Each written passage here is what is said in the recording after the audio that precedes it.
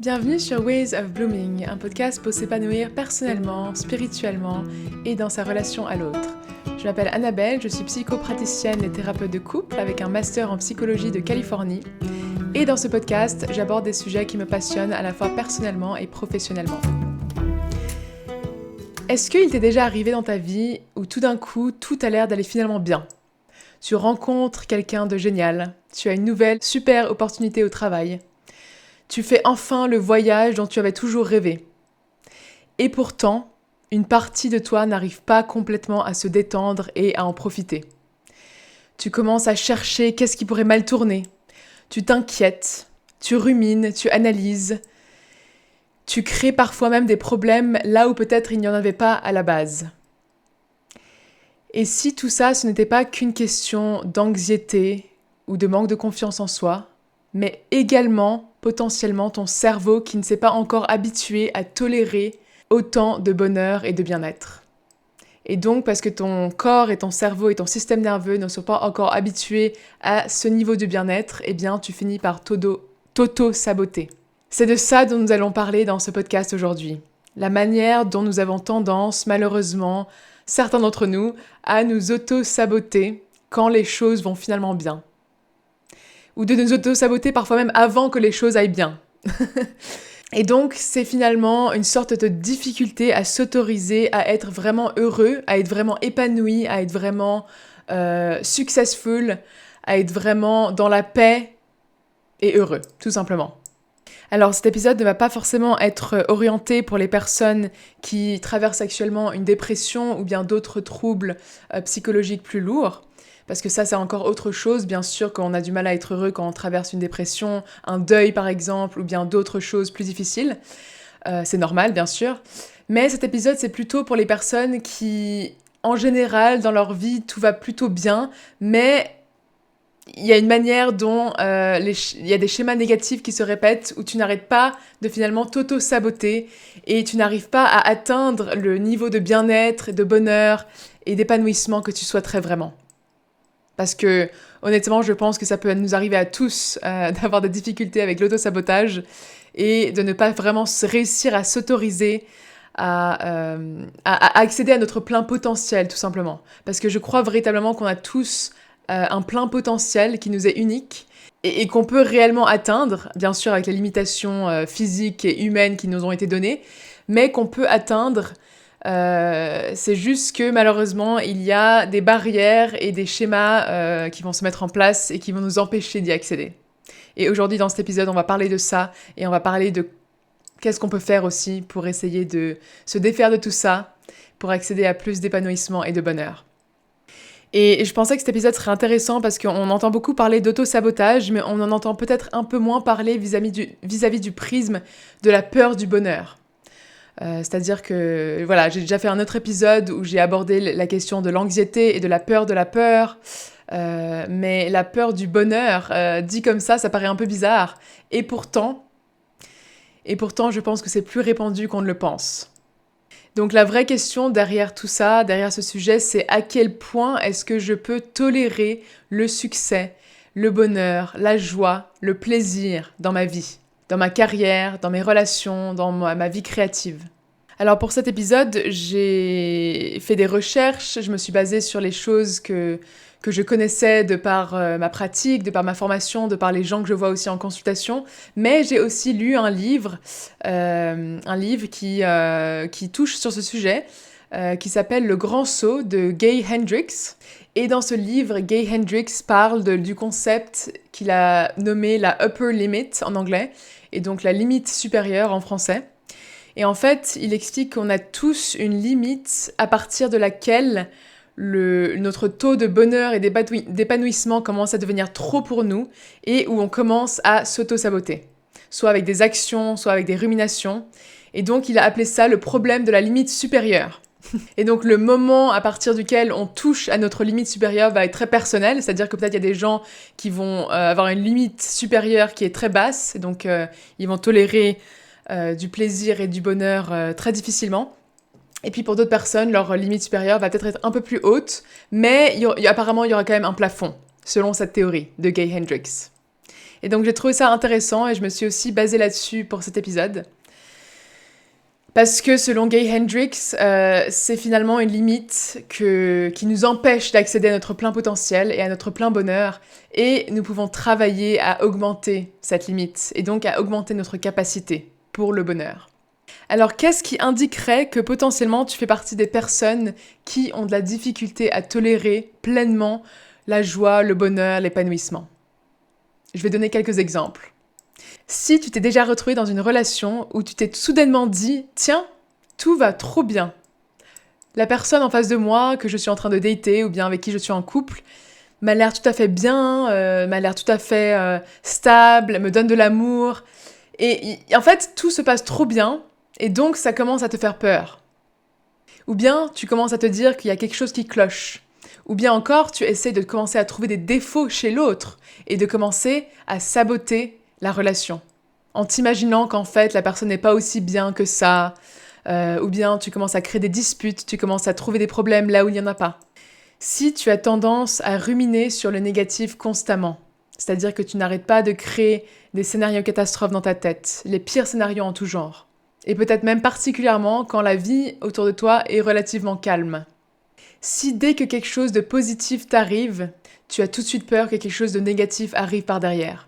Comme si tu ne pouvais pas t'autoriser à te relaxer parce que tu as sans arrêt peur qu'il y a quelque chose de grave ou de négatif qui va arriver et que tu vas le rater. Et donc tu dois sans arrêt être sur tes gardes.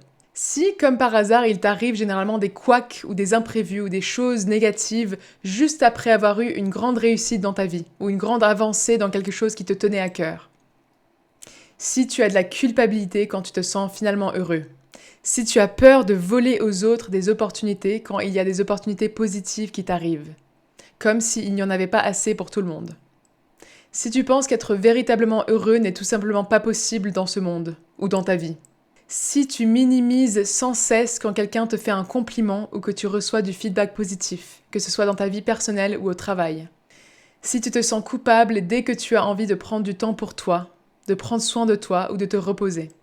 Voilà, si tu t'es retrouvé dans beaucoup ou dans certains de ces exemples que j'ai donnés, potentiellement que ça veut dire que tu as aussi ce problème de la upper limit, de la limite supérieure, et que tu ne t'autorises pas à atteindre le bonheur, le succès, l'épanouissement. Alors, on sait que l'être humain est une créature, bien entendu, d'habitude, et sans doute que l'habitude vient jouer un rôle aussi dans ce mécanisme-là. C'est-à-dire que si on a toujours été habitué à une vie où les choses étaient moyennes, où se passait mal, ou s'il y avait toujours du chaos autour de nous quand on a grandi, peut-être que du coup on s'est habitué à ça, et finalement sortir du malheur et de la souffrance, finalement c'est sortir hors de notre zone de confort. Et donc peut-être que finalement accéder à de l'épanouissement et du bonheur, c'est une sortie hors de la zone de confort, c'est tout à fait possible, et donc c'est possible que ça joue un rôle dans la raison pour laquelle on ne s'autorise pas à y accéder. Je vais donner précisément une liste de finalement d'où ce mécanisme-là peut venir dans un instant, mais je voulais donner un exemple que j'ai trouvé assez percutant que Gay Hendricks donne dans son livre Le Grand Saut. Il explique que il y a un nombre non négligeable de personnes qui, quand elles gagnent au loto des grosses sommes d'argent, on dira, eh bien ils finissent par tout dilapider et tout perdre dans les 2 à 3 prochaines années après avoir gagné tout cet argent. Et finalement, selon lui, c'est un exemple typique de la upper limit, c'est un exemple typique de finalement quelque chose de positif est arrivé à une personne soudainement, parce qu'ils ont gagné au loto, mais ils n'ont pas réussi à tolérer la sensation d'avoir acquis tout cet argent. Ils n'ont pas réussi, ils n'ont pas réussi à le tolérer, et puis du coup, ils se sont auto-sabotés et ils ont tout dilapidé en quelques années. Et c'est vrai que peut-être que c'est une des anecdotes que dont tu as déjà entendu parler, parce que je pense que c'est des anecdotes qui sont souvent utilisées pour exprimer cette manière dont l'être humain est une créature d'habitude, en mode tout d'un coup il m'est arrivé un truc de fou et mon système nerveux n'a pas su le tolérer.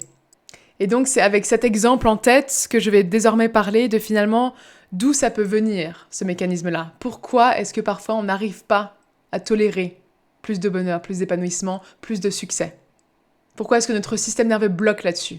Et d'ailleurs, c'est un sondage que j'avais demandé il y a récemment dans mes stories sur Instagram. Et donc, j'ai reçu, bien sûr, à mon échelle, quelques retours là-dessus. Il y a des gens qui m'ont écrit sur quelles étaient les raisons.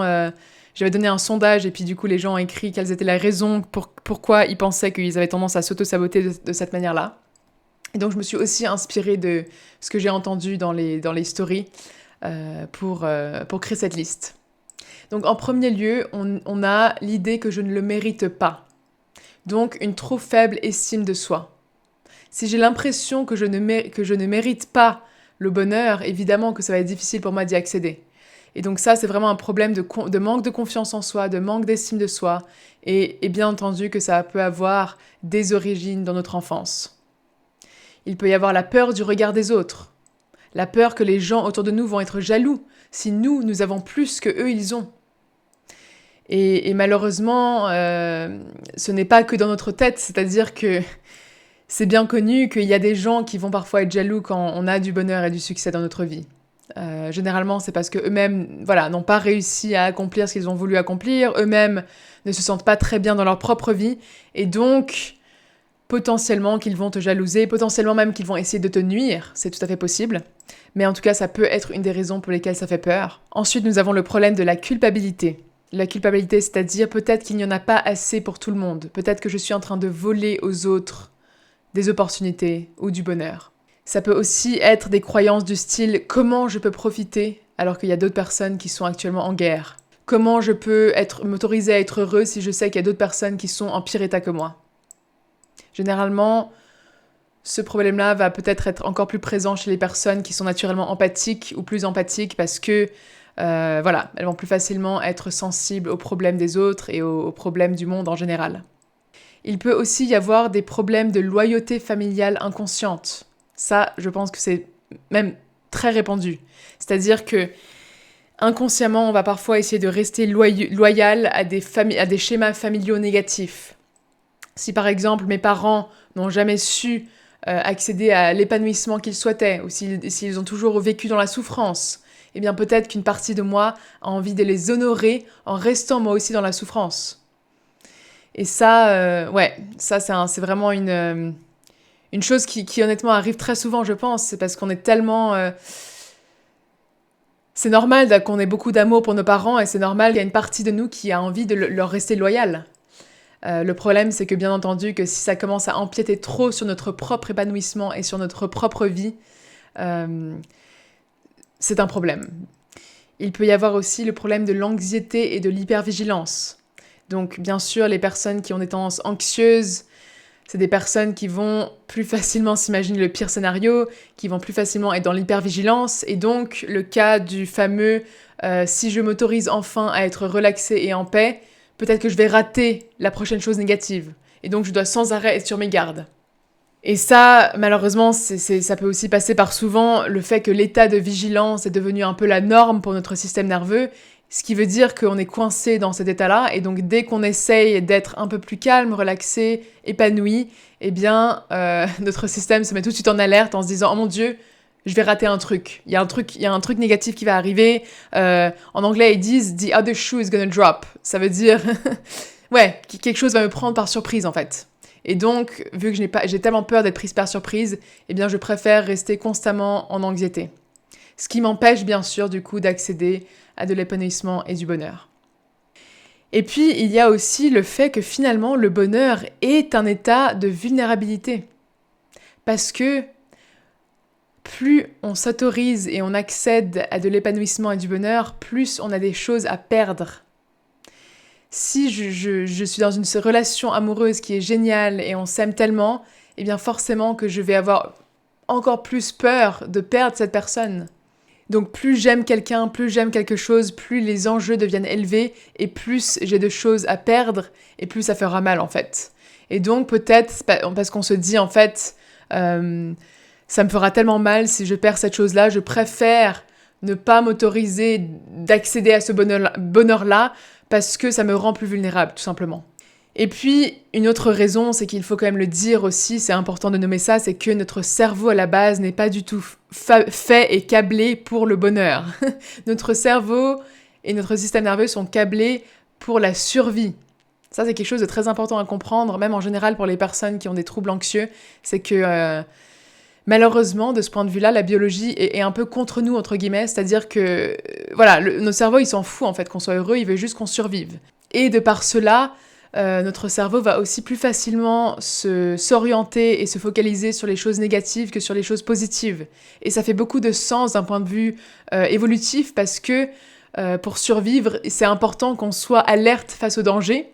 Et donc si on doit être alerte face au danger, ben forcément on doit se focaliser sur potentiellement les scénarios négatifs, les dangers potentiels. Et donc ça fait totalement sens que de ce point de vue-là, finalement, notre cerveau est câblé plutôt pour rechercher le négatif que le positif. Ce qui ne joue pas en notre faveur quand on veut essayer d'être heureux, bien évidemment.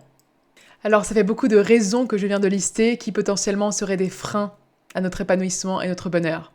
Et c'est sans doute pour ça que c'est vraiment pas facile du coup. Mais ce n'est pas peine perdue.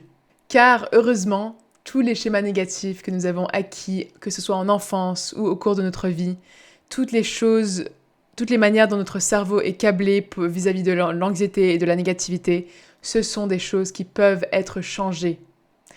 Pourquoi ? Parce que notre cerveau a une capacité énorme d'adaptation et d'évolution et que notre cerveau est très plastique. Donc, c'est tout à fait possible de recabler la manière dont on voit le monde, de recabler nos croyances et de sortir de nos schémas habituels. La raison, évidemment, que je fais cet épisode, comme souvent, c'est que moi aussi, je peux m'apparenter à tout ça. Sinon, sans doute que je ne serais pas très intéressée par ce sujet. Et je suis, voilà, beaucoup d'entre vous le savez déjà, mais je suis actuellement dans une relation très saine. On vient de se marier avec Eric, et Eric est une personne qui, depuis le début de notre relation, m'a donné beaucoup d'amour. Et honnêtement, pour moi, au début surtout, ça a été une sortie de ma zone de confort. C'est-à-dire que, il y a eu plusieurs manières dans lesquelles j'ai eu des schémas négatifs de pensée qui me sont arrivés, de par le fait que ça me faisait peur, en fait, d'être dans une relation comme ça. Et donc je l'ai vécu de plein de manières, honnêtement. Moi, ce problème de la upper limit, je le connais très bien. Et j'essaye activement de m'en défaire. Je suis en chemin pour accéder à plus d'épanouissement moi-même. Mais tout ça pour dire que du coup, je connais ça à travers ma relation. Voilà, au début de ma relation, j'ai eu beaucoup d'anxiété quand on a commencé à dater avec Eric parce que ça me faisait peur, c'était intimidant. Le fait de recevoir autant d'amour, c'est aussi quelque chose qui peut être pas évident au début, quand on n'est pas autant habitué à ça. On peut commencer à avoir plein de ruminations, plein de pensées négatives, soit en se disant que nous on n'est pas assez bien, soit en se disant que l'autre est pas assez bien. Voilà, ça c'est des choses qui sont assez classiques quand on s'auto-sabote. Ensuite, voilà, moi je suis une personne qui suis aussi à la base assez sujette à l'anxiété et au TOC également. Et donc la manière dont mon cerveau fonctionne, c'est souvent orienté à travers chercher les choses qui pourraient mal se passer, ruminer sur le négatif, etc., etc. Et donc ça, c'est aussi une manière finalement de ne pas vraiment s'autoriser à accéder au bonheur et à la paix du moment présent. J'ai un exemple assez récent, du coup d'ailleurs, vis-à-vis de ma lune de miel, qui, je pense, touche exactement à ce problème de la upper limit. Donc récemment, du coup, on est parti à Bali en lune de miel. Et puis, bien sûr, voilà, ça fait partie de ces moments dans une vie qui sont très heureux, qui sont censés être très épanouissants. Voilà, c'est un voyage super. Et pourtant, bien entendu, qu'il peut y avoir des petites manières dont mon cerveau essaye de saboter tout ça. Et donc, j'ai un exemple où finalement, on était dans un hôtel à un moment donné, j'étais sur mon ordinateur, j'étais sur YouTube en l'occurrence. Et tout d'un coup, il y a une vidéo qui apparaît sur mon feed, sur YouTube du coup. Et je pense que l'algorithme de YouTube avait capté que j'étais à Bali. Et la vidéo, c'était en gros, une personne a disparu à Bali, voilà son histoire, ils ne l'ont jamais retrouvée. Et du coup, malheureusement, bien sûr, le titre a capté mon attention, puisque c'était un titre très négatif et qui faisait peur, et qui était fait pour faire peur finalement. Et vu que j'étais à Bali, en plus, j'étais là, une personne a disparu à Bali, mais qu'est-ce qui se passe ? Du coup, j'ai cliqué dessus. J'ai commencé à regarder la vidéo.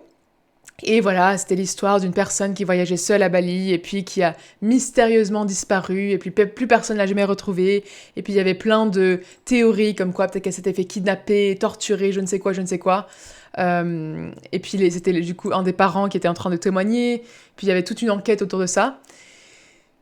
Et bien évidemment, qu'est-ce que mon cerveau a fait ? Eh bien, j'ai commencé moi-même à spiraler un petit peu en me disant « Oh mon Dieu, on est à Bali, ça se trouve, on n'est pas en sécurité, quelque chose va arriver, peut-être qu'il y a des gens qui vont venir nous kidnapper. Enfin, je te laisse imaginer tous les scénarios catastrophes qui peuvent commencer à se mettre en place quand ton cerveau commence à partir en vrille. Et là, tu vois, tout ça, ça arrive très rapidement aussi. C'est ça qui est fou, c'est que ça arrive extrêmement vite. Tu commences à avoir une pensée, et puis une autre, et puis une autre, et puis une autre, et puis là, tu commences à paniquer. Et donc, c'était ce qui était en train de m'arriver. Et là, j'ai réussi à réaliser ce qui se passait. J'ai littéralement fait un pas en arrière. Je me suis dit, Annabelle, arrête. Voilà ce qui est en train de se passer. Tu viens de te faire happer par une vidéo négative sur YouTube qui est en train de t'envoyer plein d'images catastrophes et de scénarios catastrophes. Et qu'est-ce que tu es en train de faire ? Tu es en train de te saboter ton moment. Parce que j'étais dans un endroit magnifique. On avait une piscine à débordement. On avait la vue sur la mer. Un endroit magnifique. Mais qu'est-ce que j'étais en train de faire ? J'étais en train d'auto-saboter ce moment. En partant dans mes ruminations. Alors oui, en l'occurrence, là, il y avait eu un déclencheur. Le déclencheur, c'était la vidéo YouTube. Mais souvent, il peut y avoir des déclencheurs. Et mine de rien, c'est aussi moi qui avais décidé de cliquer sur la vidéo. Donc ça, c'était ma première erreur. C'était de cliquer sur cette vidéo. Et donc là, j'ai fait un pas en arrière. Je me suis dit, Annabelle, voilà ce que tu es en train de faire. Tu es en train d'auto-saboter ton moment. Donc j'ai tout de suite arrêté la vidéo. Je me suis dit, non, c'est fini. Je ne regarde plus ces choses-là. En plus, on sait très bien que Internet fonctionne un petit peu comme ça. Généralement, c'est les choses négatives qui vont faire le plus de clics. C'est les choses les plus sensationnelles qui vont faire le plus de vues. Et donc forcément que ce genre de vidéo, c'était en fait, tous les éléments étaient là pour me faire peur et pour que ça me mette dans un mauvais état d'esprit. Donc voilà, j'ai arrêté la vidéo et puis je me suis reprise en main. Je me suis dit, voilà ce que tu es en train de faire. En plus, ce qui était drôle, c'est que j'étais justement, pendant ce voyage, en train de faire des recherches sur la upper limit. Et donc, c'était une manière aussi pour moi de réaliser, voilà une nouvelle manière dont tu atteins ta upper limit. Et en fait, sans doute que tu n'arrives pas à t'autoriser à vraiment profiter pleinement de ce voyage. Et donc j'ai refocalisé mon attention sur le moment présent. Je me suis reconcentrée sur la magnifique vue, sur ce qu'on était en train de vivre, sur toutes les belles choses qu'on était en train de traverser. Et puis j'ai réussi à me calmer et puis j'ai décidé que j'allais arrêter de regarder ce genre de vidéos anxiogènes. Donc voilà, je donne cet exemple-là parce que je pense que c'était un exemple parfait vis-à-vis de ça. C'est que parfois, on est dans un moment super, on est en train de passer un moment super, on est en vacances, toutes les conditions seraient là pour qu'on soit dans la paix, dans le bonheur, mais on arrive quand même à sortir de ça, parce que, pour toutes les raisons que j'ai listées tout à l'heure, c'est pas évident finalement parfois de s'autoriser à être vraiment pleinement épanoui. Alors moi, je sais que la culpabilité fait partie des choses dont je suis pas mal sujette, et notamment, malheureusement, depuis que j'ai perdu ma mère, je sais qu'un des schémas de croyances que j'ai à l'intérieur, c'est comment est-ce que je peux m'autoriser à vraiment être heureuse et épanouie si ma mère a souffert et si ma mère est décédée. Donc ça, c'est un de ces schémas limitants et une de ces croyances limitantes qui est due à mon deuil, en l'occurrence. C'est cette culpabilité liée au fait que ma mère n'a pas fini sa vie de manière heureuse, ma mère est décédée, et donc il y a cette culpabilité qui prend le dessus, et ça me bloque mon bonheur, ça me bloque finalement, ça m'empêche de vraiment m'autoriser à vraiment être dans l'épanouissement. Et puis bien sûr, étant moi-même aussi une personne à tendance anxieuse à la base, c'est aussi de l'hypervigilance qui a tendance à pouvoir me bloquer. Et donc finalement, en sachant tout ça, c'est aussi des manières de me rappeler de ça dans les moments importants. C'est-à-dire dans ces moments où je réalise que je suis en train de spiraler, que je suis en train de m'auto-saboter, je peux faire ce fameux pas en arrière, réaliser ce que je suis en train de faire, réaliser que je suis en plein dans l'auto-sabotage et prendre une nouvelle direction. Et donc, je vais discuter maintenant de qu'est-ce que ça veut dire de prendre cette fameuse nouvelle direction, qu'est-ce qu'on peut faire face à tout ça quand on... peut-être que tu te dis, je me retrouve dans tout ça, je me retrouve dans l'hypervigilance, dans l'anxiété, dans la loyauté familiale, dans la culpabilité, dans le fait que le bonheur me fait peur parce que c'est vulnérabilisant. Je me retrouve là-dedans, qu'est-ce que je peux faire ? Alors bien sûr que je ne vais pas pouvoir lister absolument toutes les choses sur lesquelles on va pouvoir travailler parce que la liste que j'ai donnée tout à l'heure est longue des raisons pour lesquelles on peut s'auto-saboter. Du coup, ça va aussi être assez unique, selon notre histoire de vie unique, selon nos besoins uniques. Voilà, en fermant cette parenthèse, du coup, les choses que nous pouvons mettre en place, c'est en premier lieu entraîner sa capacité à tolérer plus de bonheur, de paix, de joie et de plaisir. Alors, qu'est-ce que ça veut dire entraîner sa capacité ? En fait, ça veut dire, comme je l'ai dit tout à l'heure, c'est que la raison pour laquelle on se bloque, c'est que vraiment, en partie, notre système nerveux n'arrive pas à tolérer la sensation du plaisir, la sensation du bonheur dans notre corps. Et donc, quand on parle d'augmenter sa capacité, ça veut dire que petit à petit, on devient de plus en plus à l'aise avec ces sensations-là dans notre corps. Et ça rejoint vraiment ce dont j'ai déjà parlé vis-à-vis de l'anxiété dans mon épisode que j'ai fait sur l'anxiété, où je parlais justement d'arriver à augmenter sa capacité à tolérer les sensations négatives, les sensations inconfortables dans notre corps qui touchent à l'anxiété. Sauf que là, on est du coup dans l'autre côté du spectre, c'est tolérer les sensations d'épanouissement et de bonheur. Finalement, ça se rejoint pas mal. C'est une manière de travailler sa capacité d'accueil. Et dans le passé, dans l'autre épisode, j'ai parlé de la capacité d'accueil des choses et des émotions négatives. Et donc là, je parle de la capacité d'accueil des émotions positives. Et donc comment on fait pour augmenter cette capacité d'accueil ? C'est que dans les petits moments du quotidien, on prend vraiment des instants pour se focaliser sur les sensations positives qu'on est en train de vivre.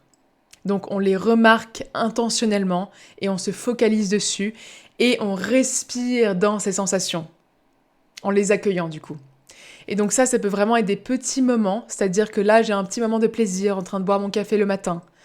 Est-ce que je peux vraiment me focaliser sur la sensation du liquide chaud qui coule dans ma gorge, de l'odeur du café dans ma tasse. Et ça, c'est des sensations de plaisir, de délectation. Est-ce que je peux vraiment prendre vraiment l'intention de profiter de ces instants-là et de respirer dans ces instants-là ?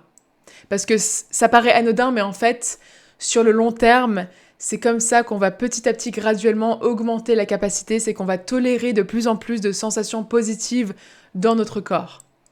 Donc si je suis dans un moment d'amour avec mon partenaire où lui est en train de me dire qu'il m'aime, au lieu d'avoir tout d'un coup une peur en entendant ça et en ayant cette sensation « Ah, j'ai envie de fuir », est-ce que je peux me relaxer dans l'amour que je viens de recevoir ?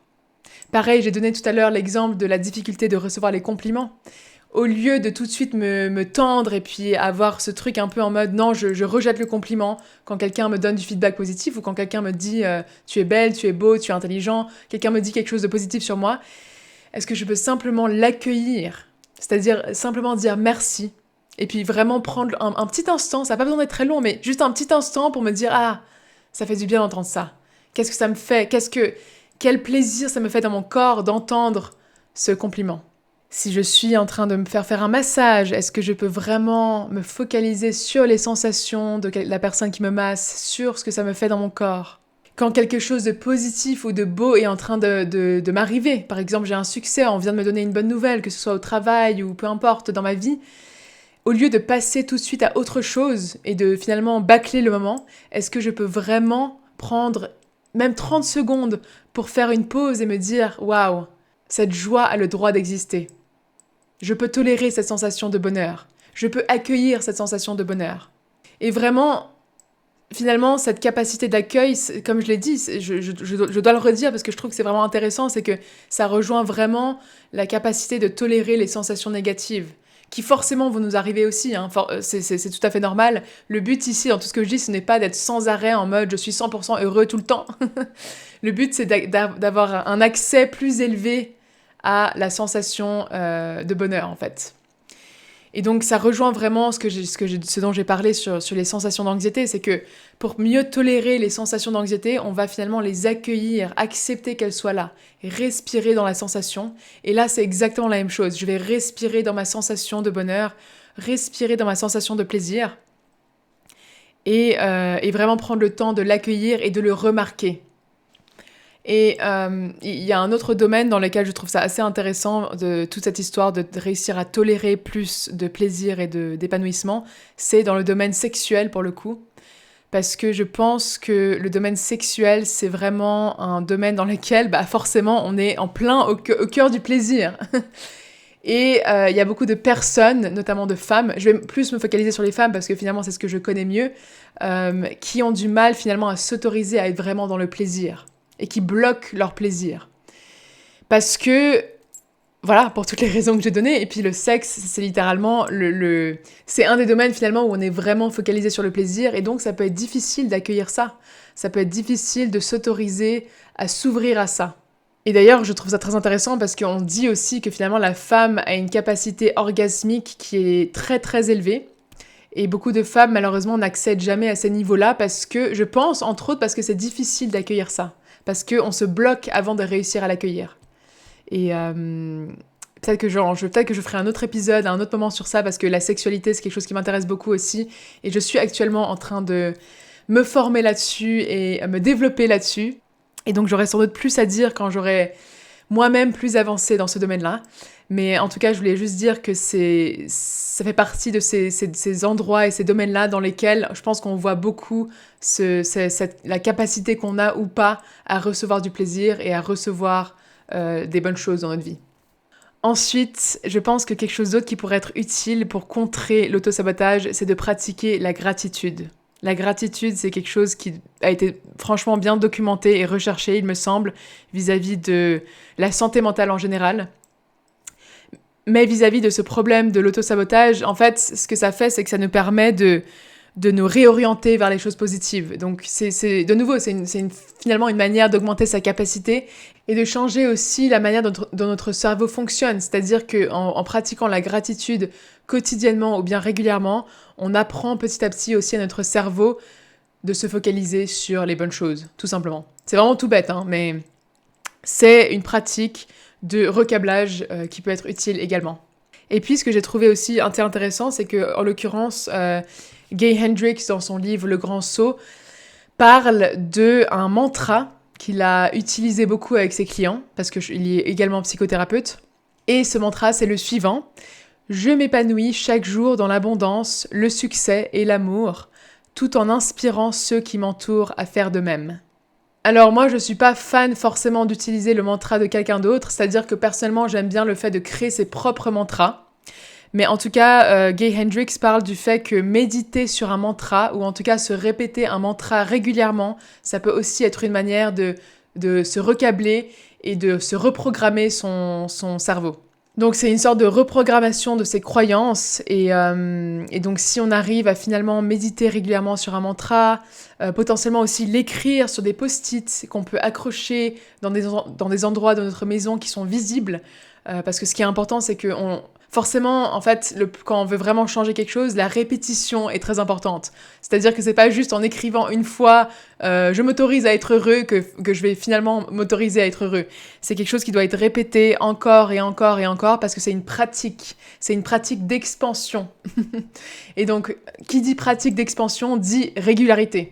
On est obligé d'être un peu régulier quand on veut se reprogrammer nos croyances, etc., etc. Donc le mieux, c'est en effet d'avoir un endroit où on peut avoir accès à ce mantra régulièrement ou bien se le dire intérieurement régulièrement. Moi, en l'occurrence, ce que j'aime bien aussi, c'est de faire un vision board, donc un tableau de visualisation que j'ai fait en janvier pour l'année 2026. Et puis, c'est des images finalement qui m'inspirent, qui me motivent et qui me font ressentir quelque chose de positif, forcément. Il est juste là, d'ailleurs, juste à côté de moi, mon vision board. Et ça fait un peu partie de la même expérience qu'un mantra, c'est-à-dire que ce tableau de visualisation est toujours sur mon bureau, donc j'y ai accès à tous les jours, je peux tous les jours regarder ça. Et c'est aussi une manière, finalement, de se reprogrammer et de s'autoriser à avoir une nouvelle vision pour notre vie. Un autre exercice de journaling que je trouve intéressant à faire, c'est de faire un exercice où j'écris la version de moi que j'imagine dans le futur qui a réussi à être pleinement épanouie et heureuse. Donc la version de moi idéale que j'aimerais être et finalement qui peut s'autoriser à accueillir plus de bonheur, à quoi est-ce qu'elle ressemblerait cette version de moi et en s'imaginant ça, je peux écrire sur du coup une feuille de papier ou dans un journal à quoi ressemblerait ma vie si j'étais cette personne-là. Parce que, une fois de plus, c'est cette visualisation qui va nous permettre d'accéder à cette nouvelle version de nous-mêmes et de reprogrammer ses croyances sur ce qui est possible ou pas. Et puis, bien entendu, une autre chose que je mentionnerai également, c'est que tout simplement, ça va être important de s'autoriser à faire des choses qui nous apportent du plaisir, du bonheur, de l'épanouissement, juste pour notre bien-être. C'est-à-dire que moi, j'entends souvent en consultation des gens qui, finalement, ils font des choses uniquement quand elles sont productives ou bien utiles. Donc, c'est des gens qui, finalement, n'arrivent jamais à s'autoriser à faire quelque chose juste pour le plaisir, juste parce que c'est fun, juste parce que ça me fait plaisir et que c'est cool, en fait. Des personnes qui ont l'impression que tout ce qu'elles font dans la vie, même les hobbies qu'ils font, c'est des choses qui doivent être performants, utiles, productifs. Pour moi, ça c'est un signe potentiellement d'une personne qui n'arrive pas à s'autoriser à vraiment être dans du bien-être. Et donc, pourquoi pas travailler là-dessus et s'autoriser à avoir un hobby juste pour le plaisir, juste pour le fun, sans aucune pression, sans avoir l'impression que je dois faire quelque chose de particulier. Ça peut vraiment être... juste pour le fun. Et ça peut être une manière, une fois de plus, d'augmenter sa capacité à tolérer plus de bien-être. Alors, il y a une deuxième partie du livre de Gay Hendricks où il parle de, une fois qu'on a réussi à débloquer sa limite, de la upper limit, il parle du fait qu'on peut ensuite entrer dans ce qu'il appelle la zone de génie. Alors ça, je vais pas m'épancher là-dessus parce que je trouvais que c'était pas forcément exactement dans le même sujet que la upper limit, parce que finalement, il explique qu'une fois qu'on a dépassé nos blocages, on va réussir à faire quelque chose dans le monde, une activité ou bien un travail qui va vraiment être un travail pleinement épanouissant et vraiment qui nous apporte tout ce dont on a besoin. Et donc, il parle de la zone de génie pour parler d'un truc dans lequel on est très fort, dont le monde a besoin et qu'on pourrait faire même si on n'était pas rémunéré. C'est-à-dire quelque chose qui vraiment va nous mettre dans un flow. Ça, je trouve que c'est encore un autre sujet. Et puis, ça ressemble beaucoup également à l'ikigai, donc ce concept japonais, il me semble, de justement réussir à faire quelque chose qui est utile pour le monde, qui nous plaît, et puis qu'on pourrait faire sur le long terme. Je suis pas hyper familière avec le truc de l'ikigai, mais en tout cas, ce concept de la zone de génie ressemble pas mal à ça. Et j'imagine que l'idée, c'est que le plus on va réussir à débloquer nos barrières de l'upper limit, le plus on va naturellement s'orienter vers des domaines qui nous plaisent. Un travail qui nous plaît, les relations intimes qui nous plaisent vraiment, qui sont vraiment bonnes pour nous, des amitiés qui sont vraiment bonnes pour nous. Donc on va petit à petit, en fait, réorienter sa vie vers les choses qui nous apportent vraiment de l'épanouissement et dans lesquelles on peut vraiment être fort et puis avoir du succès. J'aimerais lire également maintenant une citation que j'aime beaucoup pour terminer cet épisode, qui est une citation de Marianne Williamson.